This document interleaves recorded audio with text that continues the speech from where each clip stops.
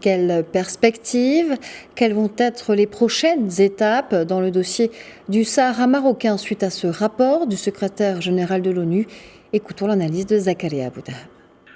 D'abord, sur le court terme, si vous voulez, il faut absolument qu'il y ait un retour au cessez-le-feu de 91, parce que d'abord, cela permettrait de rétablir, soi-disant, une certaine atmosphère d'apaisement, pour ne pas dire autre chose, et envisager éventuellement, et c'est un point qui est corrélé au premier, la reprise des tables rondes. Évidemment, les tables rondes devraient voir participer obligatoirement l'Algérie.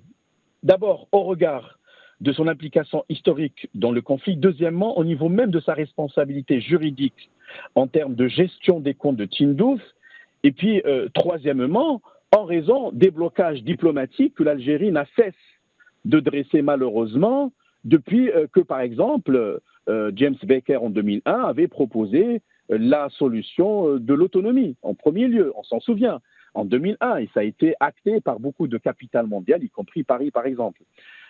L'autre élément, le moyen et le long terme, à mon sens, l'ONU devrait plus ou moins adapter son approche de résolution de ce conflit, parce que jusqu'à aujourd'hui, elle l'a fait de façon trop conciliante, on va dire ça, mais néanmoins, comme on le sait, le Conseil de sécurité a une configuration politique très particulière, rapport de force, etc.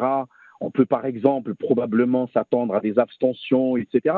Donc, les membres du Conseil de sécurité, surtout permanent, doivent le faire dans la négociation, dans la composition, mais sur le long terme, il faut absolument que nous sortions de cet état de léthargie. Le Maroc est fort dans sa position diplomatiquement, économiquement, politiquement, tout ce qu'on veut. Néanmoins, c'est quand même une situation dramatique dans les camps et Sa Majesté le Roi n'a cessé de dire que ce sont des nôtres, donc les Sahraouis de Tindouf sont des Marocains et par conséquent, au moins, il faut lever l'embargo imposé à ces dernières, à ces personnes, et par la suite, il faut que chacun assume ses responsabilités. Moi, je crois que le poids de plus en plus est mis et la pression sur l'Algérie afin qu'elle assume historiquement, une fois pour toutes, ses responsabilités.